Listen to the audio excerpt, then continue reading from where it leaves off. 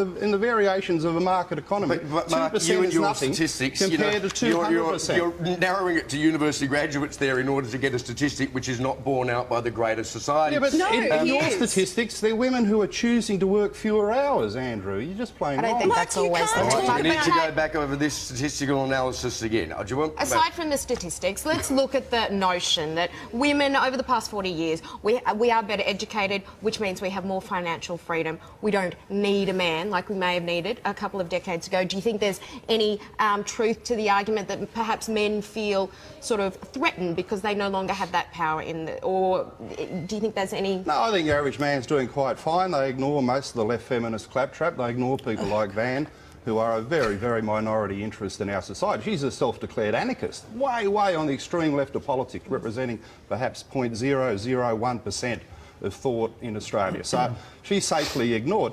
The real issue for men is, can they keep up in the education system? At the moment, among university graduates leaving every year, 40% are male, 60% are female, a massive advance for women in this country. And when you look at the bottom of society, when you get away from Van's debate about women like her, because left feminism is essentially selfish. Can I speak, Andrew, without you being a participant? Are you a participant in this show or a host? Are you a professional host or a participant? I'm trying to get to the bottom of the issue, but you try and insult the other guest. Are you the host of this program, professional and cool? You should declare what you're doing at the beginning of the segment. You should declare your interest at the beginning of the segment. Because I can tell you the viewers had a gutful of you having a bet each way.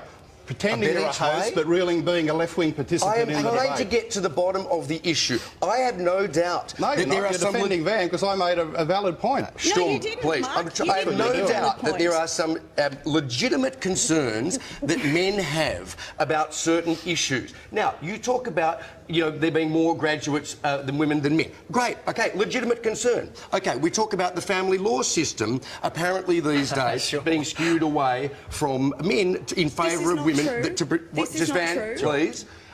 To create inequitable results. And these are worth exploring. And also but do you need to run down feminism in order to explore those issues? I'm running down Van. OK, well, why don't we try and keep away from personal attacks? Can I defend myself, please, or is a man going to speak over me about me? No, you're trying to speak over us as ever. Yes, you are speaking over me, Mark. You're proving my point, Mark. You're not even letting me talk about myself. Now, I've known you for 20 years. No, you haven't. I met you when I was an undergraduate at the University of Wollongong. Well, you know for a fact I'm from a working class family from the suburbs of Sydney, and I write about that in my work all the time.